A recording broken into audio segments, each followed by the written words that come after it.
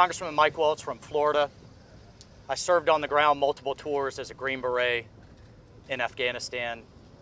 I want to show you a few things and tell you about some of the losses that we've occurred and what the Taliban mindset is. I have here what they called a night letter from the Taliban that I leave hanging on my office wall. This letter was sent not to American military, the Afghan military. It was sent to a school principal. Told him that if he didn't get out of town, he would be beheaded within 24 hours. You know what his crime was? Teaching girls. He stood his ground. They didn't get him, but they got his brother, beheaded him, burnt the school to the ground, chased him, his family into hiding. I leave this up as a reminder of the evil that we're dealing with and what we're condemning these people to.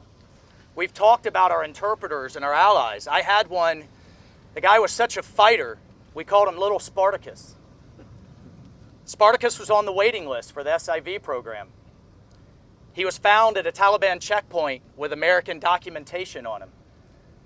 You know what they did? They took him back to his village, beheaded his brothers and his cousins in front of him, and then him to send a message. That's what thousands of American citizens, and let me use this word, stranded in Afghanistan right now are facing. We are on the cusp of the biggest mass hostage crisis this country has ever seen. This will make 1979 in Tehran look like a sleepover.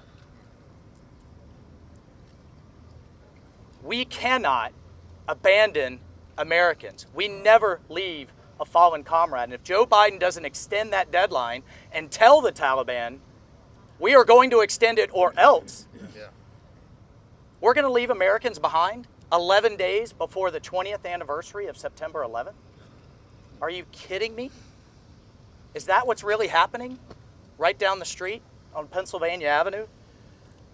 We stood here bipartisan in April as soon as he made that announcement and said, if you don't start getting people out right now, you are giving them a death sentence. If you pull our military assets out before you get Americans or allies out, you're consigning them to death, like this school principal and his family.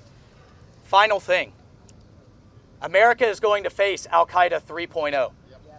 The intelligence community has been clear and has briefed us repeatedly.